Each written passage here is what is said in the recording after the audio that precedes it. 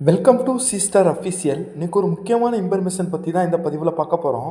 மத்திய அரசு தமிழக மக்களின் வங்கி கணக்கில் 12,000 முதல் 15,000 வரை செலுத்துகிறாங்க அப்படின்னு ஒரு அறிவிப்பு வெளியாகிருக்கு. அதை பற்றின முழு விவரம் தான் இந்த பதிவில் நம்ம பார்க்க போகிறோம்.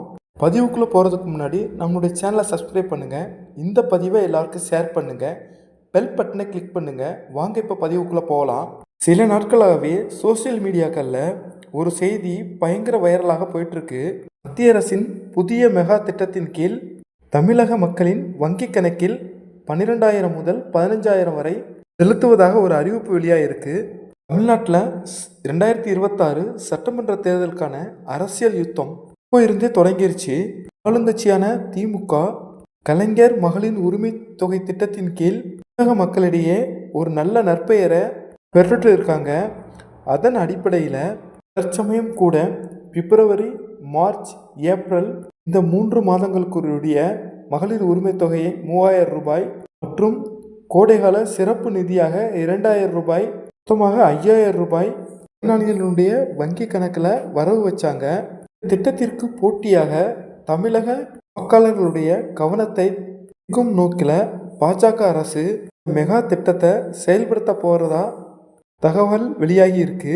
இது ஆளுங்கட்சியான திமுகவிற்கு ஒரு அரசியல் பதிலடியாக கூட இருக்கலாம்.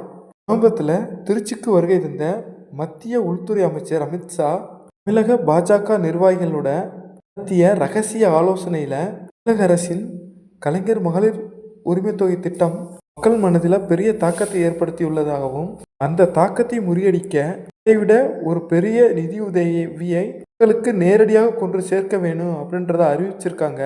ஆலோசனைகளை வச்சு பார்க்கும்போது இது திட்டமா அல்லது அரசியல் தேர்தல் யுக்தியா அப்படின்ற ஒரு சந்தேகமும் ஏற்படுது. இந்த நிதியை கொடுப்பதற்கு மத்திய அரசு எதுவும் திட்டங்களை நிறைவேற்றியிருக்கா அப்படின்னா இதுவரைக்கும் எந்த திட்டமும் நிறைவேற்றலை. தமிழக மக்களுக்கு ஏற்கனவே மத்திய அரசு கொடுக்க வேண்டிய கேஸ் மானியம், உர மானியம், கிசான் சம்மன் நிதி போன்ற பல்வேறு திட்டங்கள்ல இருந்து தமிழகத்திற்கு கொடுக்க வேண்டிய நிலுவைத் தொகைகளை அனைத்தையும் ஒருங்கிணைத்து அவற்றை பயனாளிகளுக்கு வங்கி கணக்கில் வர வைக்கிறதுக்காக 12,000 முதல் 15,000 வரைக்கும் உள்ள பயனாளிகளுடைய வங்கி கணக்குக்கு வரவு வைக்கிறதுக்காக ஆலோசிச்சுட்டு வர்றாங்க.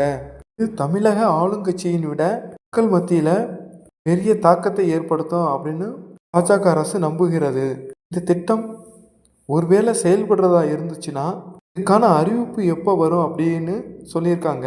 தேர்தல் தேதி அறிவிக்கப்படுவதற்கு முன்பாக பிரதமர் நரேந்திர மோடி அவர்கள் தமிழகம் வரும்போது இந்த வரலாற்று சிறப்புமிக்க அறிவிப்பை அதிகாரப்பூர்வமாக வெளியிட வாய்ப்பு இருப்பதாக அறிவிச்சிருக்காங்க. அதாவது இந்த திட்டத்தை பற்றி அதிகாரப்பூர்வமான அறிவிப்பு இது வரைக்கும் வரலை.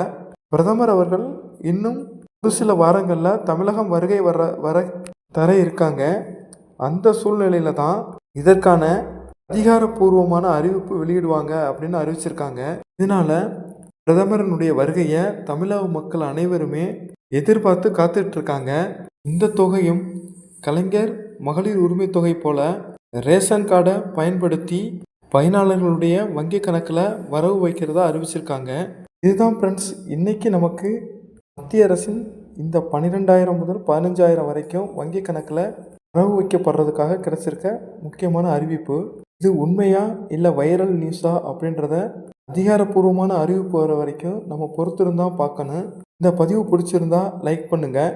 இது வைரல் நியூஸா இல்லை உண்மையா அப்படின்றத கமெண்ட் பாக்ஸில் தெரிவிங்க. இந்த பதிவை எல்லாருக்கும் ஷேர் பண்ணுங்கள். நம்மளோட சேனலை சப்ஸ்கிரைப் பண்ணுங்கள். மீண்டும் இது மாதிரி ஒரு நல்ல பதிவில் சந்திக்கலாம். தேங்க்யூ ஃபார் வாட்சிங் வீடியோ. Thank you friends.